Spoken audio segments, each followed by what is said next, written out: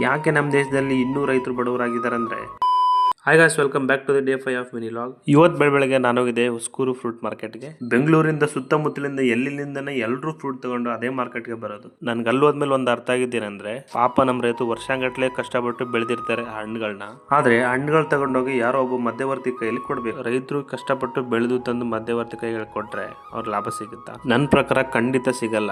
ಲಾಭ ಸಿಗೋದು ಮಧ್ಯವರ್ತಿಗಳಿಗೆ. ಯಾಕೆ ನಮ್ಮ ದೇಶದಲ್ಲಿ ಇನ್ನೂ ರೈತರು ಬಡವರಾಗಿದ್ದಾರೆ ಅಂದ್ರೆ, ರೈತರು ಬೆಳೆದಿರೋ ಬೆಳೆ ಡೈರೆಕ್ಟ್ ಆಗಿ ಕಸ್ಟಮರ್ಗೆ ಸಿಗೋ ತರ ಮಾಡ್ಬೇಕು. ಆದ್ರೆ ಇಲ್ಲ ಹಂಗಲ್ಲ. ರೈತರು ಬೆಳೆದಿರೋ ಬೆಳೆ ಮಧ್ಯವರ್ತಿಗಳಿಂದ ಕಸ್ಟಮರ್ ಸಿಗುತ್ತೆ. ಹಂಗಾಗಿ ಇನ್ನೂ ನಮ್ಮ ದೇಶದಲ್ಲಿ ರೈತರು ಬಡವರಾಗೇ ಇದ್ದಾರೆ. ಅಲ್ಲಿಂದ ಮನೆಗೆ ಬಂದು ನಾನು ಸ್ನಾನ ಮಾಡಿದೆ. ನಾನು ಸ್ನಾನ ಮಾಡಿ ರೆಡಿಯಾಗಿ ಬರೋಷ್ಟರಲ್ಲಿ ಮೇಡಮ್ ಮನೆಯೆಲ್ಲ ಕ್ಲೀನ್ ಮಾಡಿ ಪೂಜೆ ಮಾಡಕ್ ಸ್ಟಾರ್ಟ್ ಮಾಡಿದ್ಲು. ಇವತ್ತು ಗ್ರಹಣ ಇರೋದ್ರಿಂದ ಸಾಯಂಕಾಲನೇ ಪೂಜೆ ಮಾಡಿದ್ದು. ಪೂಜೆ ಎಲ್ಲ ಆದ್ಮೇಲೆ ಗ್ರಹಣ ಇದ್ದಿದ್ರಿಂದ ಮಧ್ಯಾಹ್ನದಿಂದ ಏನು ತಿಂದಿರ್ಲಿಲ್ಲ. ಅದಕ್ಕೆ ನಮ್ಮೂರ್ ಸ್ಟೈಲಲ್ಲಿ ಮಂಡಕ್ಕಿ ಮಾಡಿ ತಿಂದ್ವಿ. ತಿಂದಿದ್ದಾದ್ಮೇಲೆ ನಾನು ವಾಕಿಂಗ್ ಹೋದೆ. ಹೆಂಗೋ ಇವತ್ತು ಚಂದ್ರಗ್ರಹಣ ಇರೋದ್ರಿಂದ ನಾನು ಚಂದ್ರ ನೋಡಕ್ಕಂತ ಹೊರಗಡೆ ಬಂದೆ. ಆದ್ರೆ ನಾನು ಹಿಂದೆ ನೋಡಿ ಚಂದ್ರ ಯಾವ ರೀತಿ ನೋಡ್ತಾ ಇದೆ ನನ್ನ. ನಮ್ಗೆಲ್ಲ ಚಂದಮಾಮ ಯಾಕಷ್ಟು ಇಷ್ಟ ಅಂದ್ರೆ, ಅದೆಷ್ಟೊತ್ತು ನೋಡಿದ್ರು ನೋಡ್ತಾನೆ ಇರ್ಬೇಕಂತ ಅನ್ಸುತ್ತೆ. ಆದ್ರೆ ಚಂದಮಾಮನ್ ನೋಡಿದಷ್ಟು ಸೂರ್ಯ ನೋಡಕ್ ಆಗಲ್ಲ ಅಂತ ಅನ್ಕೊಂಡು ನಾನು ಮನೆಗೆ ಬಂದೆ.